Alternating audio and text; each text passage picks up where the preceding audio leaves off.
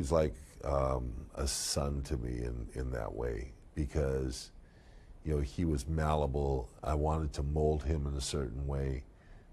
There was the resistance between that father-son type of relationship that we had.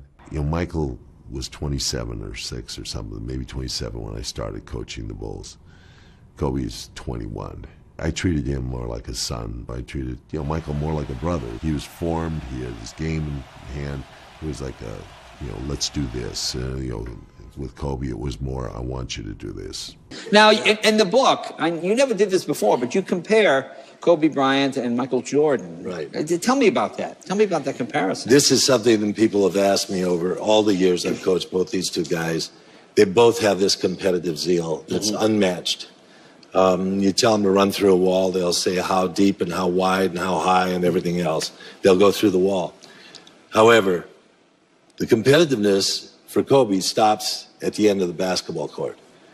He's not competitive anymore. Michael, he wants to race you in a car. He wants to beat you in ping pong. He wants to play cards with you. He wants to beat you in golf. All those things. He's competitive all the way through.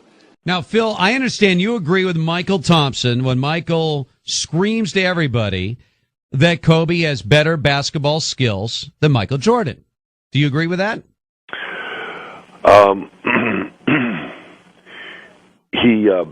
He does. So let's take a look at what he says. One of the biggest differences between the two stars, from my perspective, was Michael's superior skills as a leader. Though at times he could be hard on his teammates, Michael was masterful at controlling the emotional climate of the team with the power of his presence. Kobe had a long way to go before he could make that claim. He talked a good game, but he yet to experience the cold truth of leadership in his bones as Michael had. Ooh.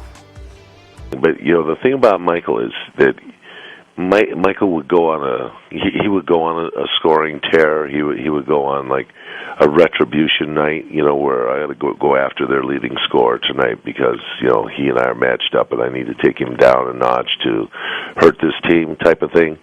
He wouldn't do the kind of 50-point game sequence that Kobe did last year, where he just obliterated the record books and just went out and just had a hot tear where he just tore up the league for, I don't know what, he scored 10 games in a row. He's over 50 points. How many was it?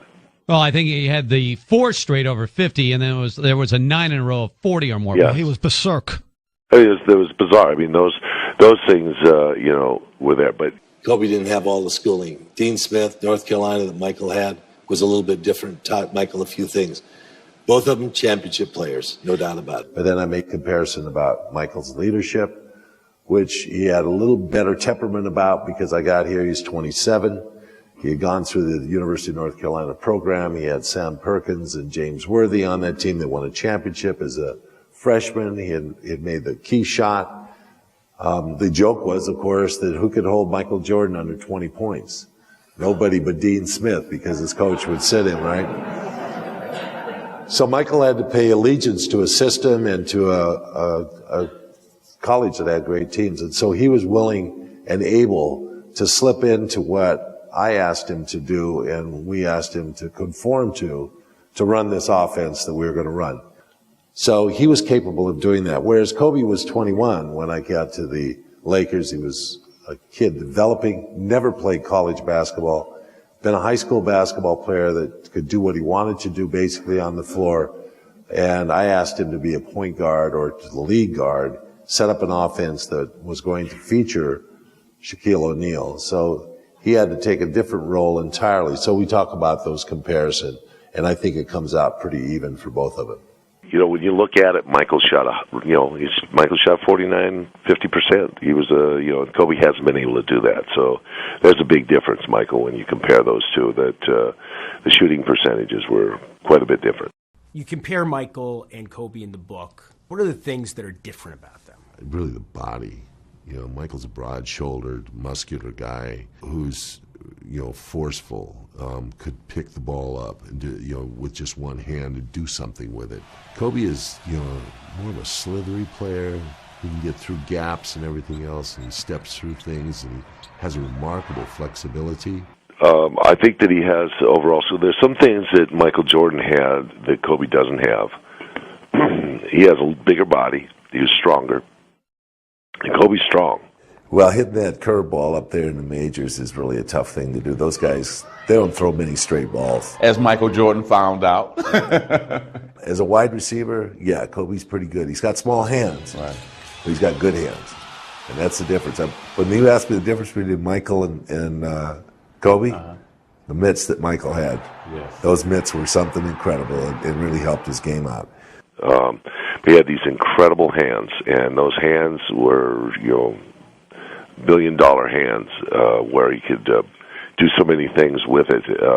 Besides, being fouled and still make baskets, and taking the ball to the basket and getting hit and not losing control of the basketball, being able to pick the ball up off the dribble. Those are things that just physically are irreplaceable, and that's the one thing. No, it's going to be MJ. He's got that hand. He's got the glove, as the glove used to be known. But when a guy can pick the ball up with one hand when he's dribbling like Michael could do, and do that and take the ball to the basket, it's very difficult. Their game, Michael had these incredible hands where he could just take the ball and show it to a guy and get him off his feet. That alone was a difference maker for him as a basketball player.